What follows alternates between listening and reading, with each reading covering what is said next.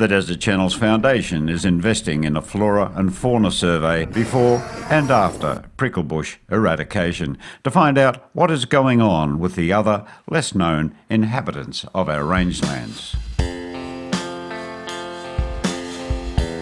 So the idea is to do a, analysis of like a flora and fauna analysis to try and find out what's here now, pre-treatment, then to come back sometime next year and do a post-treatment analysis to see what habitats come back, whether the grasses have come back, whether we've changed the species diversity or composition. Today we've got a team of scientists at Nuken and we're doing some very important work on a flora and fauna survey to identify what's there before we remove the prickly acacia and to see how that differs post the prickly acacia removal. The difference in quality of pasture grasses between Mitchell grass downs infected with prickly acacia and pastures free of the weed is well documented. However, scientific data on the presence of other plants and animals between infested and weed-free areas are scarce. We're doing a bit of a survey of the flora and fauna and the biodiversity in this area, which is quite badly infested by prickly acacia. So we want to see what's utilising the area, and then down the track, once the prickly acacia has been treated and controlled, we'll come back and see whether there has been an improvement in the condition and the use of the area by flora and fauna. We set out what we call a drift fence and some funnel traps and pitfalls, also a few lines of Elliott traps.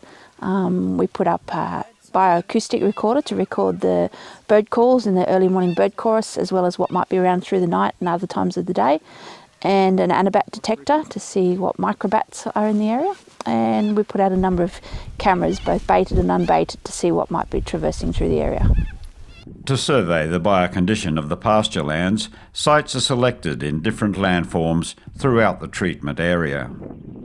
Plant counts and assessments are made along 100-metre transects.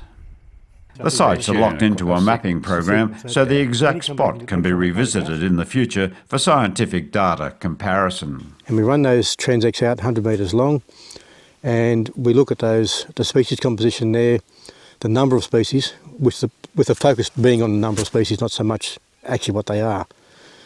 And we look at any woody material on the ground.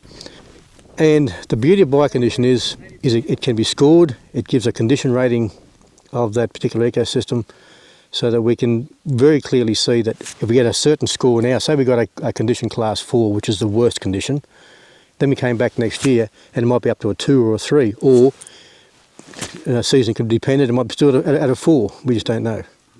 Traps are set late each afternoon. Then they are checked before daylight the following morning so that any captured animals are recorded and released before the day's heat. So far, this hasn't been terribly much in the prickly acacia. Not much at all. Just 2 lizards are found, an eastern barred wedge-snouted skink and an Aryan earless dragon. But one of the cameras catches a fat-tailed dunnart going about his nocturnal activities. All survey data are collated, giving a snapshot of flora and fauna in the prickly acacia infested site. A repeat survey will be carried out after the treatment of the site to measure any changes in biodiversity.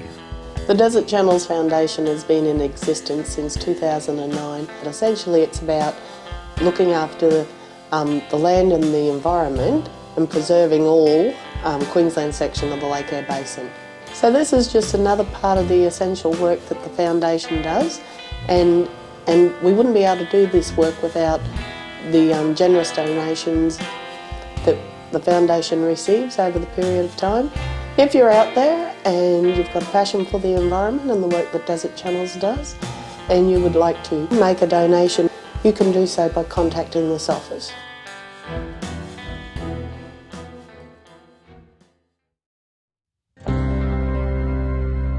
The Desert Channels Foundation, funding science and action, securing the future of our fragile habitats.